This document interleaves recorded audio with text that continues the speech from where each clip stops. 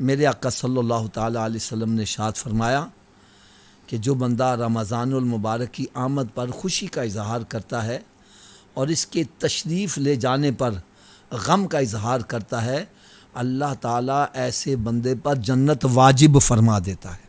اب رمضان المبارک کی آمد کی خوشی کا اظہار وہ کس طرح کیا جا سکتا ہے؟ بندہ شعبان المعظم میں ہی روزے رکھنا شروع کر دیتا اور عملی طور پر یہ ثابت کر رہا ہے، مالک و مولا میں تیرے رمضان سے ڈرتا نہیں ہوں، میں روزوں سے ڈرتا نہیں، دیکھ ابھی رمضان آیا نہیں، میں نے پہلے روزے رکھنے شروع کر دیے۔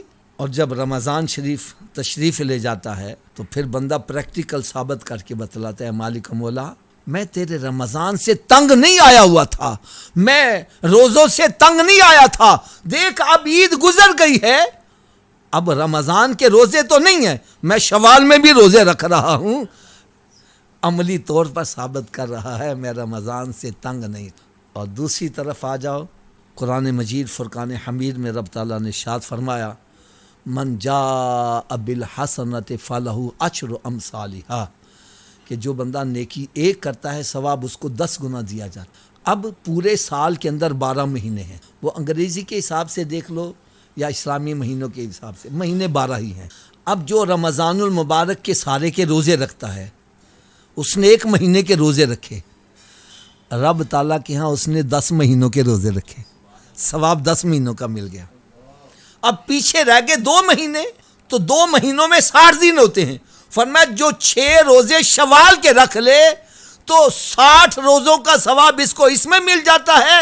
تو جو بندہ رمضان کے بھی روزے رکھے، شوال کے 6 روزے رکھے، رب تعالیٰ کے ہاں وہ سارا سال روزہ رکھنے والا کاؤنٹ کر دیا جائے گا۔ شوال کے روزوں کے بارے میں بھی کچھ چند مسائل میں عرض کروں گا۔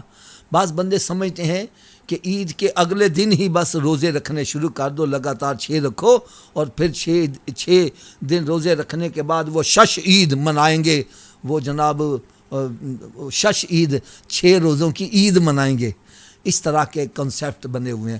بعض بندے کہتے ہیں جی عید کے اگلا دن اگر روزہ نہ رکھا تو بے شوال کے تم روزے رکھ ہی نہیں سکتے۔ بعض کہتے ہیں عید کا اگلا دن کا روزہ رکھ لو اور پھر چاہے پورے سال میں رکھ لو یا پورے مہینے میں رکھ لو۔ تو صحیح بات کیا ہے؟ صحیح بات کیا ہے؟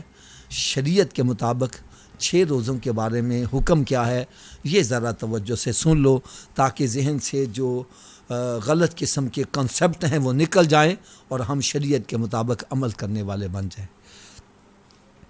صحیح بات یہ ہے کہ شوال کے اندر یکم شوال چھوڑ کے، یکم شوال کو چھوٹی عید ہوتی ہے، عید الفطر ہوتی ہے، اس دن روزہ رکھنا حرام ہے، نہیں روزہ رکھنا۔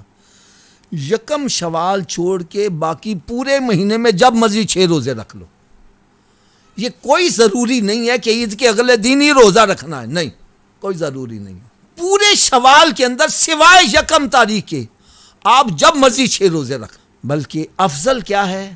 افضل کیا ہے؟ چھوڑ کر روزے رکھے جائیں، پورے شوال میں ہی روزے پھیلے رہے۔ لیکن کچھ افراد ایسے ہیں وہ کہتے ہیں یار ایک رمضان کی عادت بنی ہے روزے رکھنے کی، لہٰذا عید کے اگلے دن ہم رکھ کے تو 6 پورے کر لیتے ہیں۔ وہ بھی رکھ سکتے ہیں، وہ غلط نہیں ہے، غلط نہیں ہے، وہ بھی صحیح ہے۔